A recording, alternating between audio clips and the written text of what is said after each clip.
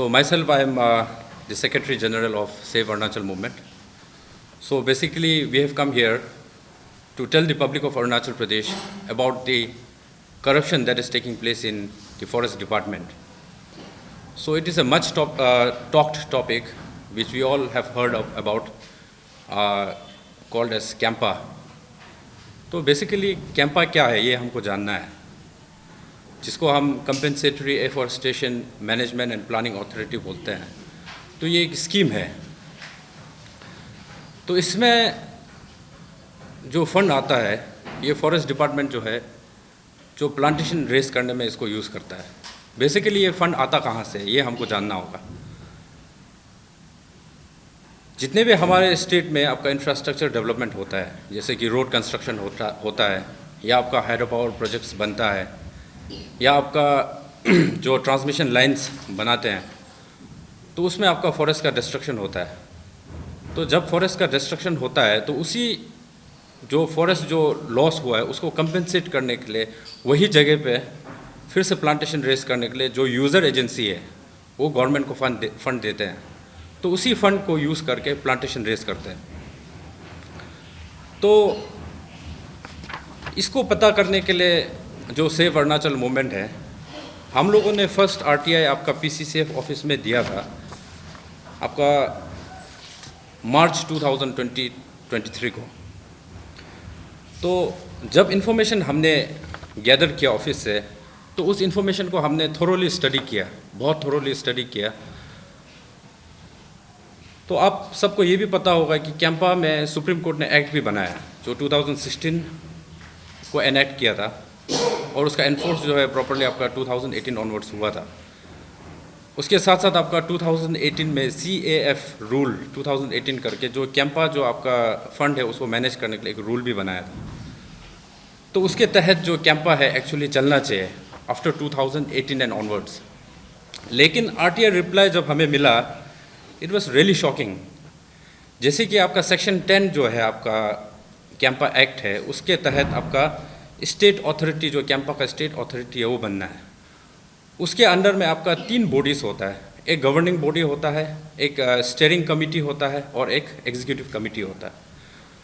तो steering committee और executive committee दोनों ही मिलके जितना भी आपका प्लानिंग करना है, AOPs बनाना है या APOs बनाना है ग्रास रूट लेवल से, उसको बना के गवर्निंग बॉडी को देता है। तो गवर्निंग बॉडी का फिर रिस्पॉन्सिबिलिटी होता है कि वो इसको आगे फिर अप्रूवल के लिए भेजे। बेस्ड ऑन दैट जो स्कीम्स है वो अप्रूव होके उसका फंड अकॉर्डिंगली सैंक्शन होता है। तो एक्ट में साफ तौर से ये लिखा हुआ है कि जो स्टीयरिंग कमेटी है और जो आपका एग्जीक्यूटिव कमेटी है वो एवरी 3 मंथ्स में आपका मीटिंग करना चाहिए। And then at the same time governing body जो है वो आपका once in every 6 month meeting hold करना चाहिए। और बेसिकली ये मीटिंग सब होल्ड करता है किस लिए है? ये जो कैंपा का जो फंड है इसको मॉनिटर करने के लिए, इसको एवेल्यूट करने के लिए, इसका जितना भी आपका एक्सपेंडिचर है इसको मॉनिटर करने के लिए, ग्राउंड में वेदर और not the fund is being judiciously implemented और नॉट, उस चीज़ को देखने के लिए। लेकिन सरप्राइजिंगली जो RTI रिप्लाई हमको PCCF ऑफिस ने आपका मार्च 2023 को दिया, उसमें क्लियरली लिखा हुआ है कि अभी तक में जब से आपका जो कैंपा रूल बना है 2018 में, उनके पास में माइनट्स ऑफ मीटिंग का कोई रिकॉर्ड नहीं है, क्योंकि मीटिंग हुआ नहीं। इसके बाद फिर जो स्टीयरिंग कमेटी का जो माइनट्स ऑफ मीटिंग है वो भी नहीं है, सिर्फ आपका 4 है since implementation, only 4। And then आपका जो एग्जीक्यूटिव कमेटी है उसका सिर्फ 3 है। तो बेसिकली जो एक्ट है वो कहता है कि एवरी 3 मंथ्स में होना है। तो इसमें हमने देखा है कि there is clear violation of the CAMPA act and rule both. इसके बाद फिर आप एक्ट में जाओगे, आप पढ़ोगे तो आपको पता चलेगा कि हर साल जो है आपका इंटरनल मॉनिटरिंग होना चाहिए। जो इंटरनल मॉनिटरिंग होता है वो एनुअल बेसिस में होना चाहिए। उसमें आपका मॉनिटरिंग होना चाहिए, उसमें आपका जितना भी बुक्स ऑफ अकाउंट्स है, एनुअल जो अकाउंट्स है वो बनना चाहिए। तो जब हमने इसमें क्वेश्चन राइज किया है बेस्ड ऑन द एक्ट, जब हमने क्वेश्चन राइज किया, क्लियरली यहाँ पे बताया RTI में कि हमारे पास उसका कोई रिकॉर्ड नहीं है, there is no record available with the department. और उसमें एक नोमेनक्लेचर यूज़ किया है उन लोग, अंडर कंपाइलेशन। तो आज 2023 है, 2018 से 2023 तक में you are still compiling the files. It means the annual audit is not ready with you, you don't have the annual audits. ना ही आप इवैल्यूएशन कर रहे हो, ना ही मॉनिटरिंग कर रहे हो। तो जो मॉनिटरिंग होता है that is just for a name सेक। जैसे कि हमारा ऑनरेबल मिनिस्टर साहब बोल रहे थे, ये प्रेस एक जो जर्नलिस्ट किसी ने पूछा तो वो बता रहे थे कि जो मॉनिटरिंग टीम है वो सेंट्रल से 3 to 4 टाइम्स मॉनिटरिंग होता है। अगर ये होता है तो इसका रिपोर्ट तो ऑफिस में नहीं है, पीसीसी ऑफिस में ही रिकॉर्ड नहीं है। रिकॉर्ड नहीं होने के कारण वो हमें क्लियरली आरटीआई में ये देता है कि there is no record available with the department. तो इट इज़ शॉकिंग। इसके बाद जो सबसे इम्पोर्टेंट रहता है, एवरी डिपार्टमेंट का जो फंड जो मैनेजमेंट का जो एक इम्पोर्टेंट पार्ट है वो है ऑडिटिंग। जो एनुअल ऑडिट आप जब तक नहीं करोगे, how can you be sure that the funds are being judiciously implemented, used. Surprisingly हमको ये पता लगा है through RTI that till date CAG का ऑडिट हुआ ही नहीं with regard to CAMPA fund. How can this be possible. फिर इसके बाद में एक्ट में एक प्रोविजन है जहां ये क्लियरली बताया है कि एक एक्सटर्नल जो आपका मॉनिटरिंग टीम है उसको एंगेज करना है। तो ये जो है आपका, और थर्ड पार्टी मॉनिटरिंग, सॉरी, तो इसमें जो आपका थर्ड पार्टी जो मॉनिटरिंग टीम है इसको एक्सप्रेशन ऑफ इंटरेस्ट जिसको बोलते हैं उसके थ्रू इनवाइट करते हैं।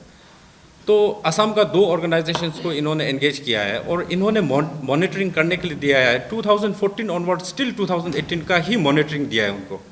तो रेस्ट जो रिमेनिंग है आपका 2018 टू 2023 और से 2022, it has yet not been initiated. So by and large अगर आप देखोगे हमारा फाइंडिंग्स ये कहता है कि the entire act and rule has been violated only to misappropriate, mismanage and siphon the money। तो हमने क्या किया, सेव अरुणाचल मूवमेंट ने, ये हमारा जो आरटीआई रिप्लाई है मैं बता रहा हूँ आपको मार्च 2023 के बारे में। तो after March recently in the month of सितंबर फिर हमने एक आरटीआई फाइल किया and then we have again received a reply. तो जब हमने उस रिप्लाई को लेके हमारा जो आपका मार्च का जो रिप्लाई है उसके साथ हमने कोऑर्डिनेट करके देखा है तो there is no difference, there is no difference at all. Difference अगर हमने देखा है तो हमने सिर्फ ये देखा है कि आपका जो स्टीयरिंग कमेटी है और एग्जीक्यूटिव कमेटी है उसमें केवल एक मीटिंग हुआ है, that's it, nothing else apart from that, everything is the same. There is no further improvement और any initiative that has been taken. तो अब जब हम कैंपा के बारे में बात करता है तो कैंपा में जब आप प्लांटेशन रेस करते हो तो most important component is land, क्योंकि प्लांटेशन रेस करने के लिए हमें लैंड की आवश्यकता पड़ेगी। तो जैसे कि मैं तवांग का हूँ, तो based on the RTI replies मैं तवांग गया, वहाँ पे हमारा 12 आपका प्रपोज्ड वीएफआरस है जिसको हम विलेज फॉरेस्ट रिजर्व कहते हैं। तो ये जो विलेज फॉरेस्ट रिजर्व है ये जो है आपका उसमें से 12 में से 9 जो है अप्रूव्ड आपका फॉरेस्ट रिजर्व्स है, विलेज फॉरेस्ट रिजर्व्स। तो उसमें हमने देखा है कि देयर आर अबाउट लाइक किसी बस्ती में 1500 हेक्टर्स, किसी में 600 हेक्टर्स, किसी में आपका 500 hectares, enormous amount of land VFR के नाम से एक्योर किया गया है। डॉक्यूमेंट्स में आप जब देखोगे तो एवरीथिंग इज ओके, बट जब आप बस्ती जाते हो, when you visit the village and you inquire about the VFR to the villagers, to the village members, those who have signed the documents, उनका क्लियरली ये कहना है कि अरे हमें तो पता नहीं है, हमको केवल यही बताया गया है कि आपका ज़मीन है तो दे दो, उसमें प्लांटेशन आप रेस करो and for that plantation you will get money. इसके बाद में कुछ साल बाद उसका मेंटेनेंस होगा, उसका भी आपको पैसा मिलेगा। But then they have never been told about the legalities of acquiring the land by the forest departments. तो हमने ये भी देखा है कि जो लैंड एक्विजिशन है वो जो है प्रॉपरली नहीं किया जा रहा है। जो लैंड प्रोसीडिंग, जो लैंड एक्विजिशन जो आपका प्रोसीड्यूर है दैट इज़ टोटली आपका बीइंग मिसलेड। जो पब्लिक है, जनरल पब्लिक, उनको मिसलीड किया जा रहा है। उनको ये बताया नहीं जा रहा है कि लैंड को एक्योर करने का प्रोसीड्यूर क्या है, सही प्रोसीड्यूर क्या है, किस तरह से हम लैंड एक्योर करेंगे। And once the VFR is obtained it becomes a protected land, protected forest. तो वहाँ पे जो जनरल पब्लिक है उनका आपका इंटरफेरेंस बिल्कुल नहीं रहेगा। And there is no definite time given anywhere stating that VFR is meant for 5 years, 10 years or 20 years. कहीं पे भी नहीं है.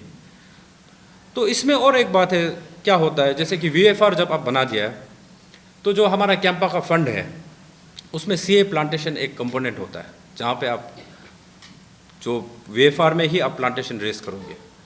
तो once you plant a tree of the CA component, वो जो है आपका कैंपा का act will be enforced, it will come into force. Accordingly जब वो प्लांट को आप वहाँ पे लगा दिया, that land, the authority of the land is totally upon the forest department. The interference of the local is reduced, कोई interference है नहीं. सो फॉर एग्जांपल आप मान लो कि आपका VFR 1500 हेक्टेयर्स है, and then strategically important project has to be established in that particular VFR. तो उसका जो भी compensation होगा, where will that compensation go? It will go to the forest department. Actually, who is supposed to receive it? The villagers. क्योंकि ये जमीन हमारा है, this forest is ours. But then these people fraudulently, by misleading, by misrepresenting, they are acquiring land in the name of plantation. So there are cases in Tawang. And I assume and I'm sure that Arunachal में बाकी जगहों पे भी ऐसा ही होता है. तो जो कैंपा का आपका फंड का जो बात है उसके बारे में अगर आप बात करोगे, हमारे पास ये जो फंड का जो एलोकेशन है उसका हमारे पास डॉक्यूमेंट्स भी है. उसमें ये क्लियरली रिफ्लेक्ट करता है कि since 2017-18 onwards till 2020-23 848 crore has been allocated. तो ये पैसा को किस ढंग से यूज़ कर रहा है, whether the fund is being used judiciously और not, there is no mechanism to check it. Forest department independently वो लोग अपने ढंग से इसको यूज़ कर रहा है. अगर आप देखोगे, it is our experience and we have found कि से आपका 1000 hectare of land has been acquired by the forest department for raising plantation. उसमें प्लांटेशन अगर 1000 हेक्टेयर में 100 हेक्टेयर में करना है तो वहाँ पे केवल आपका 50 हेक्टेयर्स होगा, जस्ट आई वाश.